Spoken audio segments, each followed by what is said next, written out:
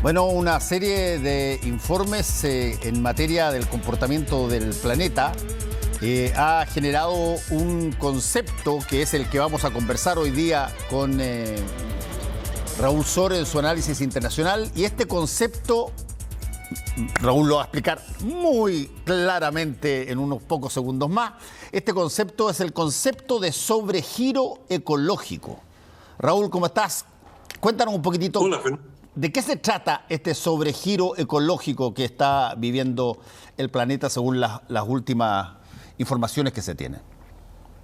Bueno, una persona cuando tiene un balance, se le llama balance, cuando tiene egreso e ingreso, y cuando los egresos son mayores que los ingresos, se dice que tiene un déficit, por ejemplo. Bueno, en este caso se trata de cuánto sacamos de la naturaleza, específicamente en términos de biodiversidad, de productos de origen biológico, cuánto consumimos en relación a lo que el planeta produce. Y se ha llegado a hacer un cálculo estimativo, por supuesto, pero con cierto nivel de precisión sobre qué está ocurriendo en todos los países del mundo, o prácticamente en todos, y se aprecia que el mundo está en una situación de sobregiro. Estamos consumiendo más de lo que el planeta puede producir. Y esto se viene calculando prácticamente desde el año 2006 y se ha venido acelerando la fecha. Por ejemplo, hoy día, 29 de julio, es el día en que pasamos del haber al debe. Es decir, a partir de mañana ya comenzamos a consumir más de lo que producimos en términos de productos agrícolas, madera, pesca o peces, de la disponibilidad que tenemos.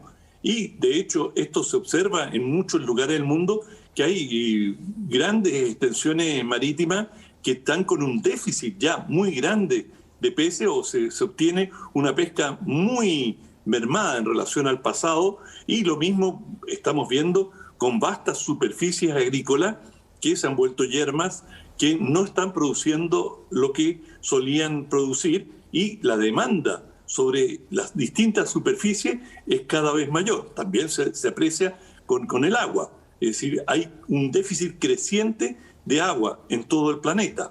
Por lo tanto, este concepto de déficit se mide, digamos, cada año, y el año pasado fue el 22 de agosto, es decir, todavía en unos días más, 3, 4 días más, habríamos llegado a este límite de sobregiro. Pero ahora fue el 29 de julio. Y déjame decirte que la situación es muchísimo más grave en Chile, porque en Chile llegamos al punto de sobregiro, es decir, que consumimos más de lo que produce nuestro territorio el 17 de mayo. 17 de mayo. Es decir, nosotros estamos en déficit desde entonces. Y lo mismo que ocurre en el planeta, ocurre en Chile. Cada año es más temprano esta situación de déficit.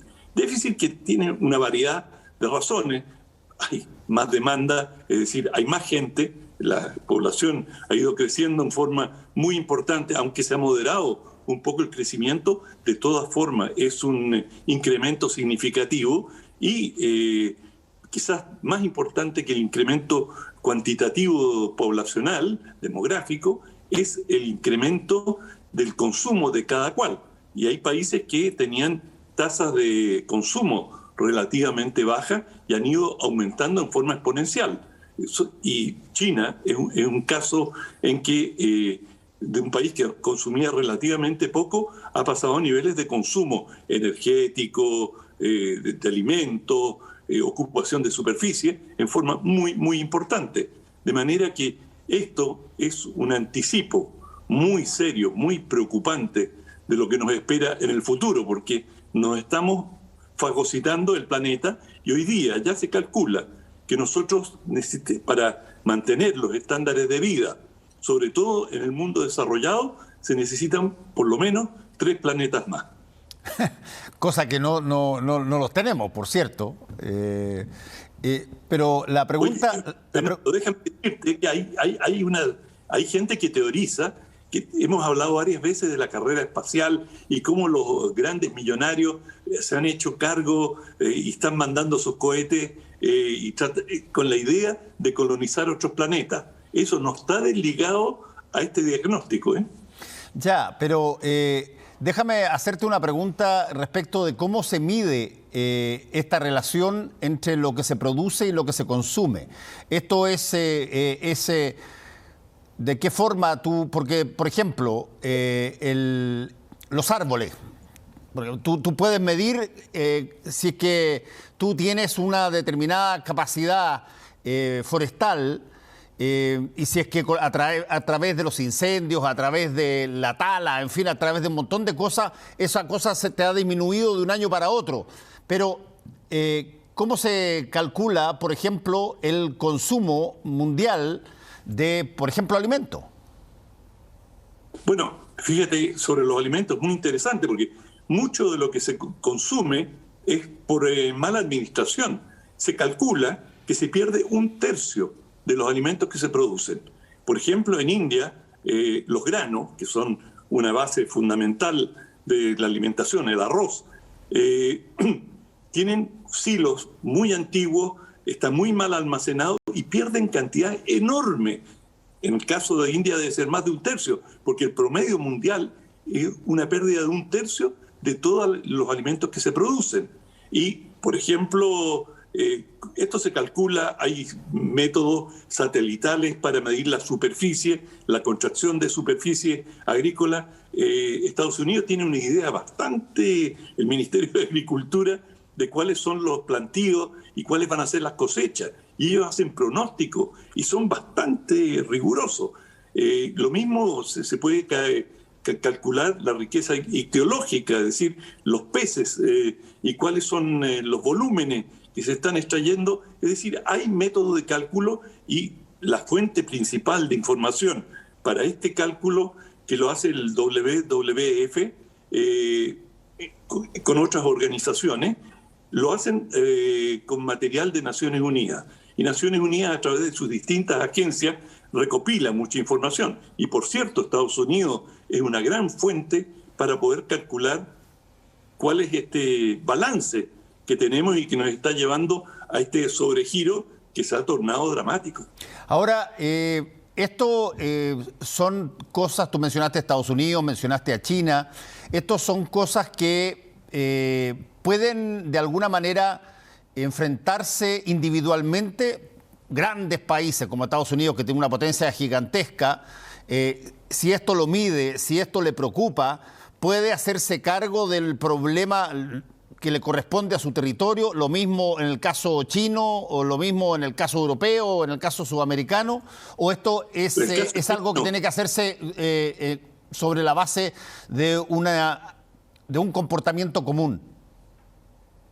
Bueno, por supuesto que hay elementos comunes, pero por ejemplo Chile es el país con el mayor sobregiro, el primero a agotar sus recursos cada año en América Latina. Es decir, Chile está muy mal. Tenemos un récord del cual no tenemos nada que enorgullecernos. Y Chile podría hacer muchísimo más en términos de ahorro y de una administración más racional que la que tiene hoy día. ¿Y en qué se nota, por ejemplo, eso? ¿Cómo se notan los sobregiros, digamos, en este caso? O el déficit, si tú quieres, para decirlo al revés. ¿Tú lo notas en que no hay alimento para todas las personas? ¿Tú lo notas en que se pierden, por ejemplo, bosques todos los años, y tú sabes y proyectas que ese bosque que se perdió, bueno, deja de producir lo que hubiese producido y por lo tanto se resta al próximo año en términos de la producción? Sí, bueno, como vivimos en un mundo globalizado, muchos de los alimentos lo importamos, sí. De manera que si no se produce acá, se compra, pero no produce una crisis inmediata. Pero lo que sí tienes es una tienes una situación de, por ejemplo, deforestación, que en Chile se ha moderado, pero igual tenemos la crisis del agua. La crisis del agua es algo absolutamente previsible y estamos notando el cambio climático y todo eso tiene un impacto directo sobre la agricultura. Sí, es verdad. Oye, ¿dónde se puede, si es que alguien está interesado, por ejemplo, en leer de esta materia los informes oficiales sobre giro ecológico, ¿dónde se podría acceder a eso? En el WWF, el World Wide Fund. WWF. Si ya buscan eso y buscan sobre giro, en inglés le dicen overshot, van a encontrar esto. Ya, esa es la fundación, una fundación enorme, que la World Wide Foundation, bien grande. WWF, y me imagino que debe ser .org o .com, no tengo idea cuál será, pero están disponibles. Están disponibles ahí los informes oficiales sobre esta situación de varios años. Exacto. Ya, exacto. Por si acaso hay personas que quieren... Con gráficos muy ilustrativos, está muy bien presentado. ¿Y esto es algo que se acepta, lo acepta el mundo científico también, lo aceptan los distintos países, o hay, no sé, cierta resquemor o desconfianza a informes de este tipo?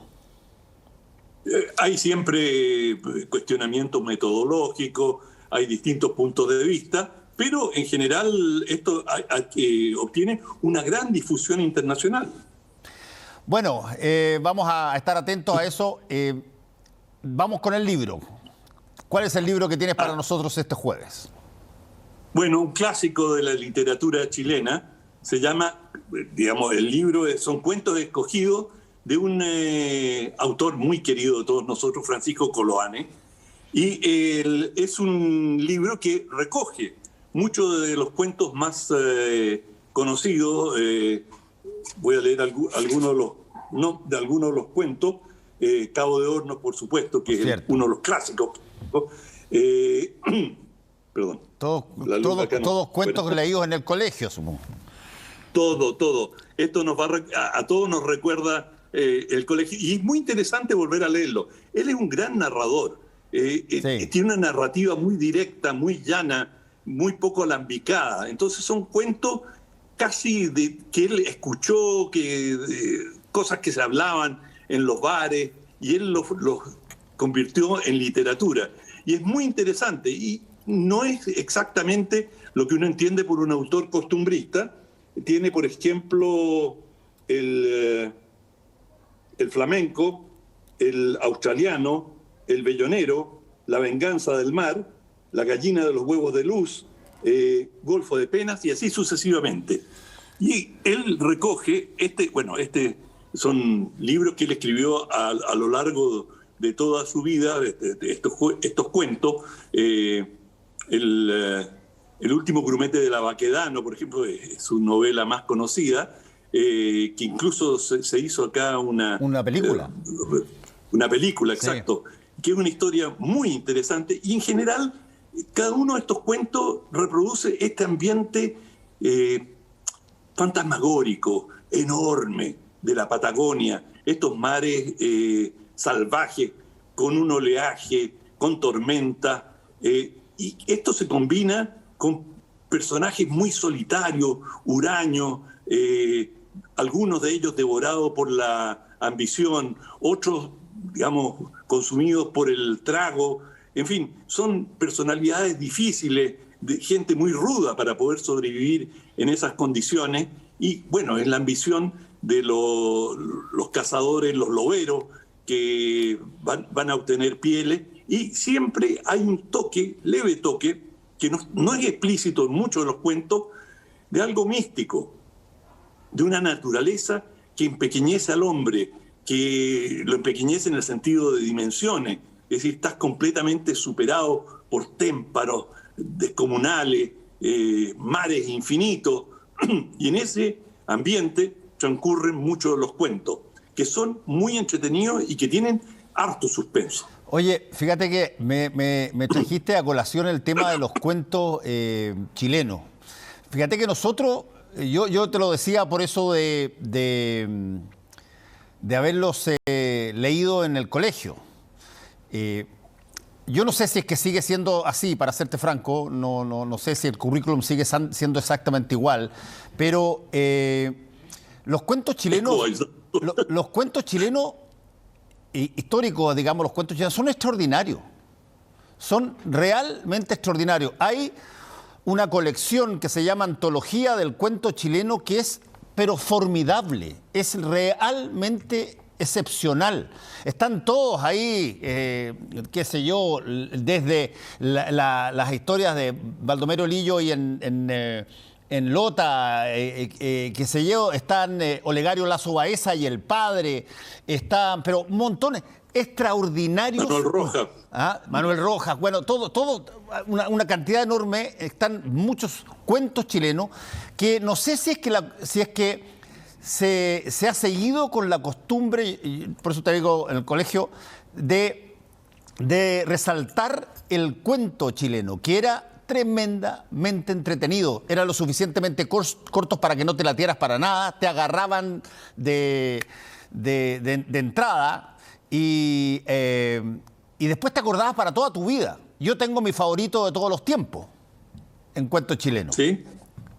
Por cierto. ¿Cuál es? Inamible. Creo que es uno de los cuentos más extraordinarios que he leído en mi vida, chileno. Ya no voy a contar de qué se trata para no hacer un spoiler, pero es de los cuentos. Ustedes comprenderán que la palabra inamible no existe, pero así se llama el cuento. Por una situación que ocurre bien interesante, cuento corto, fantástico, que revela tanto, pero tanto de cómo somos a veces y cómo nos comportamos a veces, que fíjate que espero que lo estén todavía tratando todos estos cuentos chilenos, incluyendo, por cierto, a Francisco Coloane, pero muy insistentemente en lenguaje, en el colegio, en la escuela, porque tenemos una trayectoria histórica formidable en materia de cuentos, solo que, claro, uno siempre se acuerda de los poetas, los grandes poetas, Pablo Neruda, Gabriela Mistral, tienes Nicanor Parra, tienes un montón de gente, qué sé yo, García Huidobro, tienes un montón, Vicente Huidobro, perdón, pero tienes una cantidad de cuentistas excepcionales del pasado que tienen total relevancia para asignar los personajes a lo que ocurre hoy en día. Y es desde ese punto de vista, así se crea la idiosincrasia también, generando una trayectoria de relatos desde el pasado hasta ahora y te das cuenta que no han cambiado mucho las cosas o por lo menos se tratan de los mismos problemas. Exacto, bueno, y para los que amantes de la República Magallánica, este es el prohombre, es el gran narrador. Sin duda, gran narrador. Francisco Coloane. Muchas gracias, Raúl. Que te vaya muy bien. Listo. Chao. Hasta la próxima semana. Chao. Listo. Volvemos en un ratito con el